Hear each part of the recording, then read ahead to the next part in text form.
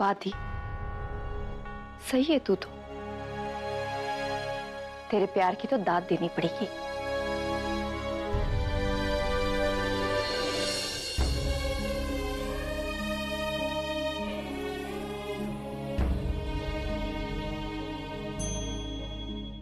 अब एक गलती और कर दी है तूने।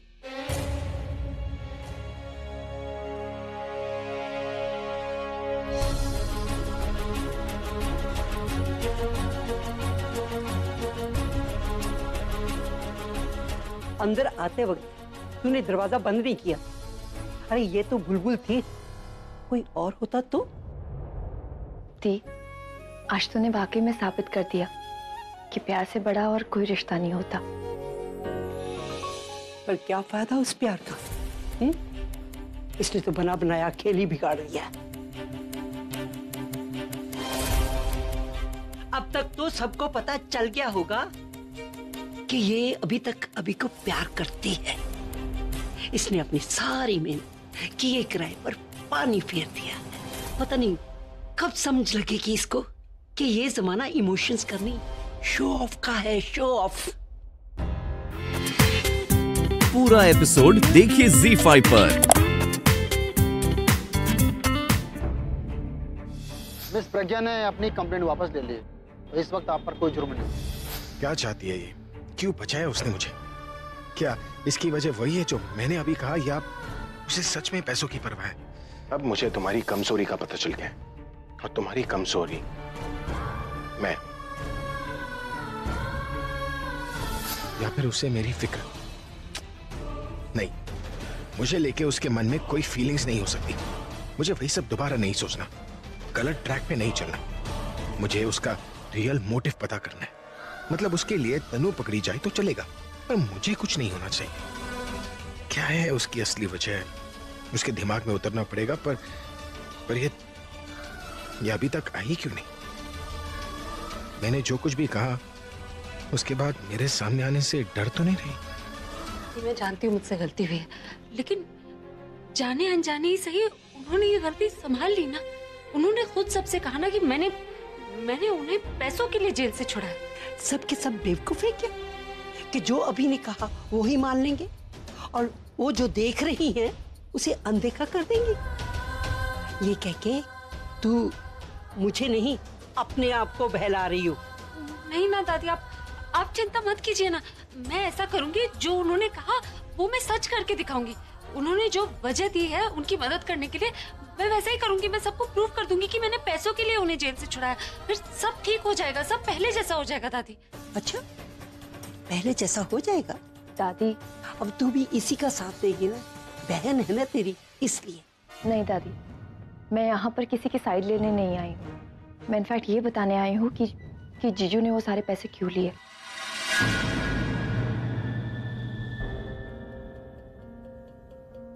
तुझे पता है क्यों लिया था?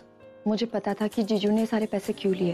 वो कुमकुम भाग्य में एक फंक्शन होना था। एक फैमिली ने हमारा हॉल बुक किया, लेकिन वर्कर्स नहीं आए, इसलिए हमें वो फंक्शन कैंसिल करना पड़ा। वो चाहते थे कि हम उन्हें वो उनकी बुकिंग अमाउंट वापस करते, लेकिन हम पैसे कहाँ से लाते? और उन्होंने ये भी कहा था कि अगर हम उन्हें पैसे नहीं लौटाए तो वो माँ पर फ्रॉड का केस कर देंगे। ती, मैंने तुझे फ़ोन किया लेकिन तेरा फ़ोन लग ही नहीं रहा था। पूरब को फ़ोन किया लेकिन वो कॉन्फ्रेंस में था और I had no other option, इसलिए मैंने जीजू को फ़ोन किया। और अगर जीजू वो सारे पैसे लेकर नहीं आते तो बहुत बड़ी प्रॉब्लम हो जाती थी। मुझे पहले ही पता था मेरा पोता किसी के पैसे ऐसे नहीं लेगा। देखा तूने, उसने तेरी फैमिली को बचाने के लिए अपने सर पर चोरी का इल्जाम लिया है। वो सब कुछ सहन कर सकता है पर अच्छाई नहीं छोड़ेगा। मेरा पोता है वो। बुलबुल बेटा, भाई ये प्रॉब्लम तो सुलझ गई। अब एक प्रॉब्लम और सुलझानी है। तुझे फिर से अपना जादू दिखाना है। जैसे तुमने इसको मॉडर्न बनाया है ना, वैसे ही इसको थोड़ा पत्थर दिल बना दे, ताकि ये जज्बाती होकर ना गलत फैसले न ले सके। मतलब फिर से वो क्लासेस? तो पता है ना मैं कितनी परेशान थी पैसों को लेकर। मैंने मना भी किया बुलबुल को, लेकिन उसने मेरी बात ही नहीं मानी। और अभी को फोन कर दिया। जो कुछ भी हो रहा है उसके घर में, उसके बाद भी उसने हमारी मदद की। यही तो सबसे अच्छी बात है उसमें। सामने वाले से रिश्ता, मतलब, फायदे कुछ भी नहीं सोचता, बस सामने वाले की मजबूरी देखता है। जबकि वो खुद कितनी परेशानी में है, फिर भी आपकी परेशानी सुनकर दौड़ा दौड़ा चला आया आपकी मदद के लिए, जबकि हमारा उससे कोई रिश्ता नहीं रहा। और जिससे खून का रिश्ता है उसे तो पता ही नहीं है कि हम पर इतनी मुसीबतें आ गई। बुलबुल ने फोन लगाया था, लेकिन फोन लगा ही नहीं प्रज्ञा का। बुलबुल है कितने? बुलबुल? ओहो, पूरब ने फोन भी किया था और कहा था 1 घंटा पहले कि वो चौराहे पे। और रुक, मैं ना उसे फोन लगाती हूँ। फोन ना करो, बात कर लो। बुलबुल आ गई है। ओहो, बुलबुल माँ, मैं तो पूरब के साथ कॉफी पीने चली गई थी। वो क्या है कि हम दोनों को मौका ही नहीं मिलता है अकेले टाइम स्पेंड करने का, इसलिए हमने सोचा कि हम कॉफी पी ले। अच्छा, अब तूने ये झूठ ढूंढा है आज के लिए? माँ, मैं झूठ नहीं बोल रही हूँ। मैं आपसे झूठ कैसे बोल सकती हूँ माँ? अच्छा, पूरब ने तो 1 घंटे पहले मुझे बताया कि उसने तुझे चौराहे पे छोड़ा था। चौराहे से घर तक पहुंचने में 1 घंटा लगता है। आप माँ नहीं, आप तो देवी माँ हो। आपको तो सब पता होता है और आपको सब पता होना भी चाहिए।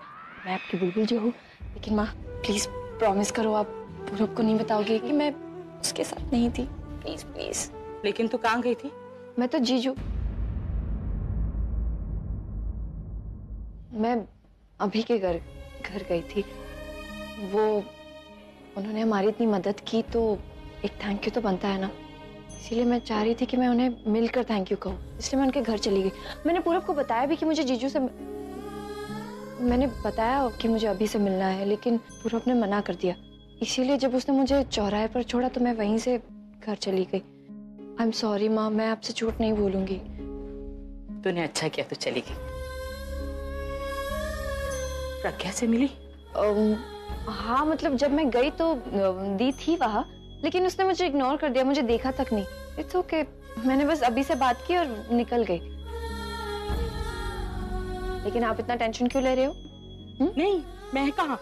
और मेरी माँ की वो जो $1 मिलियन स्माइल है, वो कहाँ है?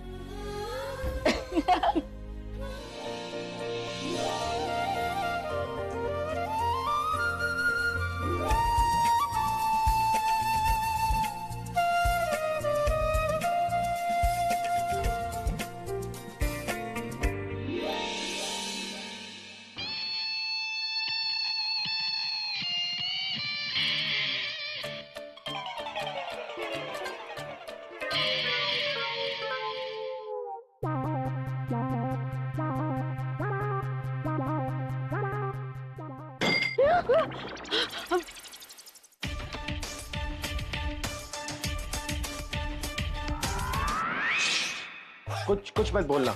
तुमसे बहस करके मैं अपना दिमाग खराब नहीं करना चाहता। आज मुझे गाना बनाना है, उसके लिए मुझे पीस ऑफ माइंड चाहिए, मन की शांति। इसलिए ये एक्सरसाइज और ये म्यूजिक। अगर तुम्हें प्रॉब्लम हो रही है तो कान में रुई डालकर फिर से सो जाओ। While I will exercise, baby.